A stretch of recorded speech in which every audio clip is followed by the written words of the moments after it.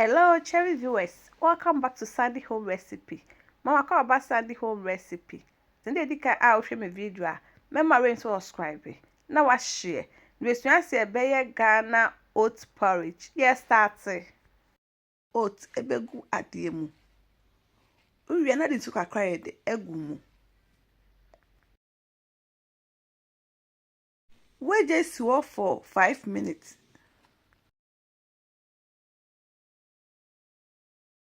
Wodi ensuo agu saucepan obeka wo mu.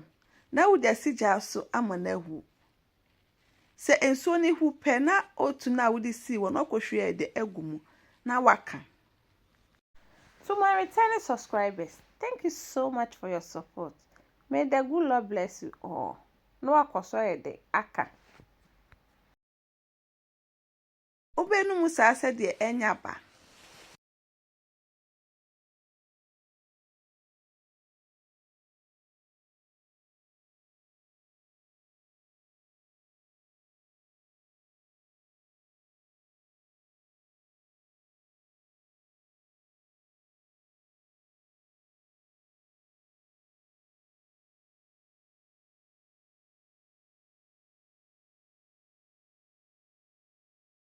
Se wo kan na hwese mu aye tik me bra obetimi de nsu kakra ye de egu mu no wakoso ye de aka.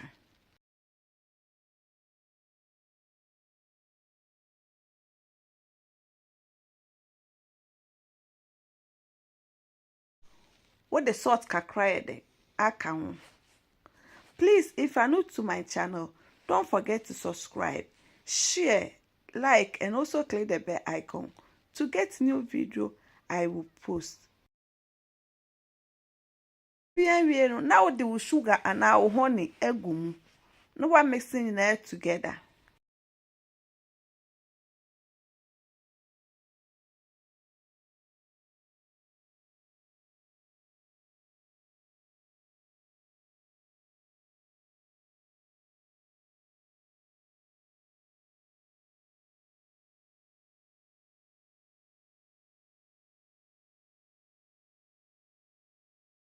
Aha no aye ready na watwe na wakosebe.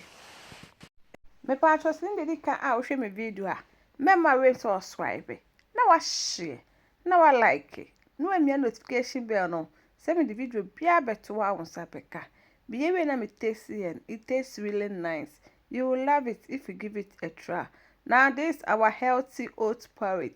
Please like this video and subscribe to my channel. Thank you so much for watching.